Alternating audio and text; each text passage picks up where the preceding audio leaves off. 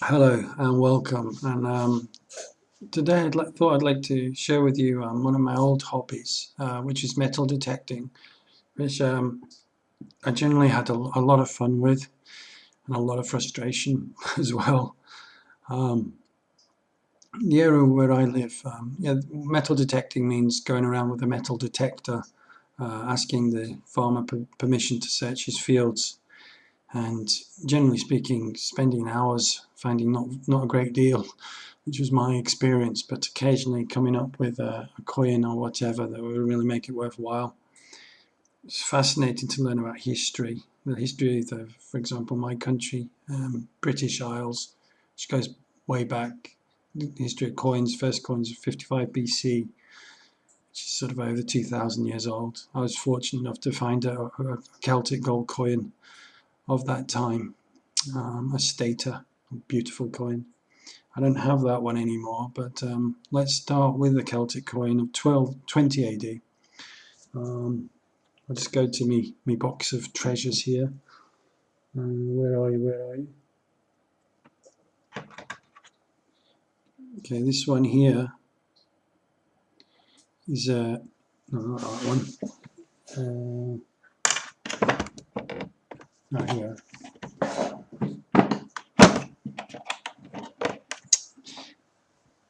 Here we are. This is the Celt. You won't be able to see, it's not in very good focus. But this is what tends to be what they look like.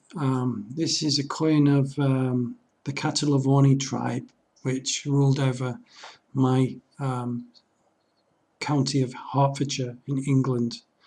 They were the most. This is a Celtic goddess on the back. I can't remember what her name is. They are based on Roman coins, the style. The Celt. This is the ruler Cunobelin, who had become very powerful at the time. He was the last ruler of the Celtic England, or whatever it would have been called, Britain, I assume, before the invasion of Claudius, I think. Claudius invaded England. I think he felt Cunobelin was becoming too powerful. It's really interesting. So the last person to hold this before I found it was a Celt, which is quite amazing. And that's one of the thrills of metal detecting. You know, the last person to touch the thing lived thousands of years ago. So we mentioned the Romans. Let's have a look at some Roman coins. This one here, for example, I think you can see the face a bit better, is a Postumus, around 230 AD, who was a general, many generals of the time, who seized power, probably killed the reigning emperor, managed to seize power in a coup, and then would have probably lived for 6 months himself and was killed by yet another emperor. And you get a whole succession of these emperors that live for very short period of time before being assassinated. You can see the green patina on it. It's quite a nice thing. I think this is a Sestertius.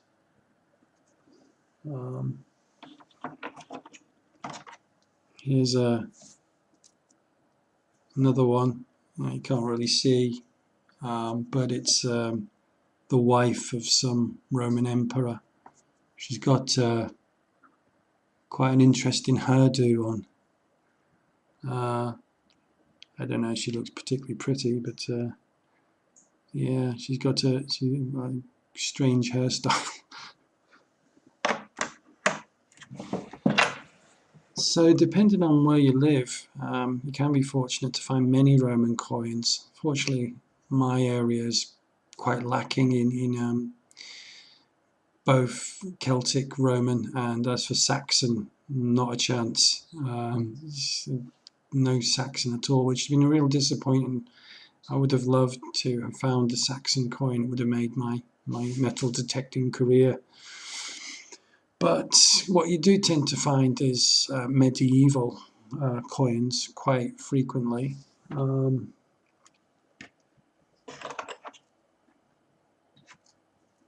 This, for example, is a silver groat of Edward, Edward the First. Can you make out his?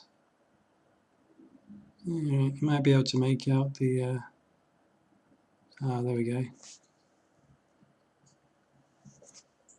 The head there. This would have been worth a lot of money in its day for a working person, perhaps a week's wages.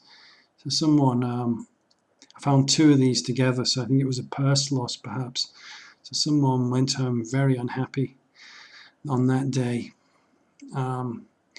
You get many of these, well, relatively many in comparison to Saxon stuff. So for some reason, Edward the First, the economy must have really took off in his reign, and perhaps it was kind of the beginning of the modern world, if you like, the money economy, because in Saxon you find very few coins. So there's that whole period from around 400 AD to around 1200, which is 800 years, where in England there was very little economic activity, as far as I can see, which is a long time to be in the Dark Ages. Something else from the medieval times you find are these things called jettons, which were probably used as substitute money, because these are made of brass, and they were counting, well, officially, a lot of them are called Nuremberg jettons, and they were made by, well, this one's actually French. They were officially made in counting houses to sort of count money and so on for accounting, but it's believed that because all the coinage was silver, people would either cut the pennies into quarters, or they would make use of these as small change, these jettons. But nobody really knows, but that would seem to make sense. It was a kind of small change simply because there wasn't enough money in circulation. And throughout English history, up until about 1800, there's always usually a chronic shortage of coinage, particularly silver coinage in circulation. Also, when the value of silver gets out of kilter with money, people tend to clip the coins, snipping off bits of silver in order to remelt it. Of course, that was punishable by death. Yeah, and if the value of silver goes more than the value of the coin, people would simply just melt down the coins and sell the silver at a profit. And I think there was probably rather draconian penalties in the day for that particular business venture, but there you go. So,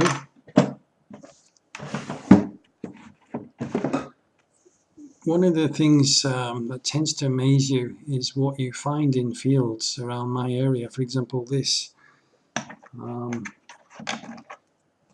little bad boy, as you see, has got a square hole in it. And this is a Chinese coin from around, I think, 1750. So how on earth, I found it in the middle of a field. So presumably some sailor brought it back from China. Like, who knows? But I was astonished to find that. Other strange things in around my city. Coin from Gibraltar, 1820. How on earth?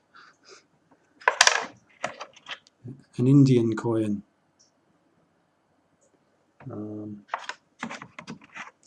Coin of the Austro-Hungarian Empire.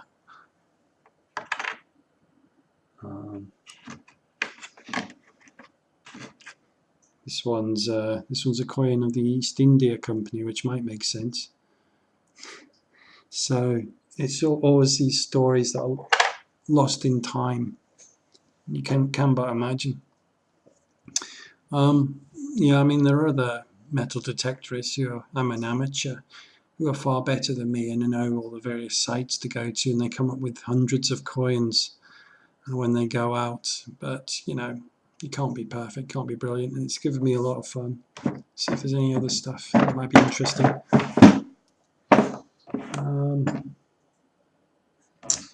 These are quite interesting. This is what people had before buttons. They use these hooks. This is a Tudor hook. You'd have several of these down your shirt, and you hook up. Hook yourself up. What else have we got?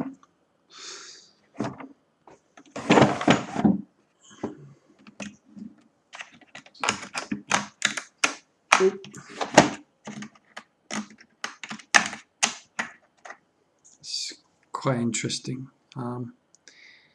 I was watching a documentary about this fellow who was Prince Edward at the time, who was one of the sons of Queen Victoria, and he was a bit of a bad boy, a bit of a naughty boy. But this medallion commemorates his journey to India as a young man in 1875, it says.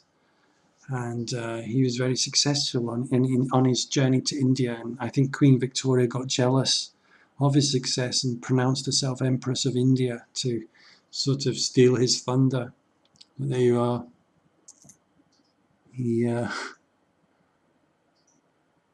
His Royal Highness Albert Edward, Prince of Wales.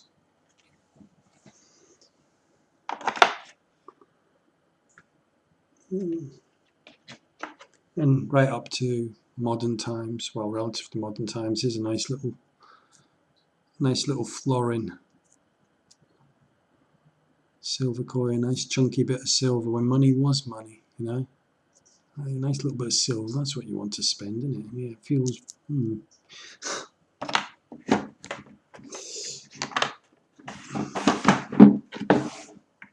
So yeah, that's my my metal detecting odyssey through 2,000 years of English history. So please rate, comment and subscribe. Thank you very much.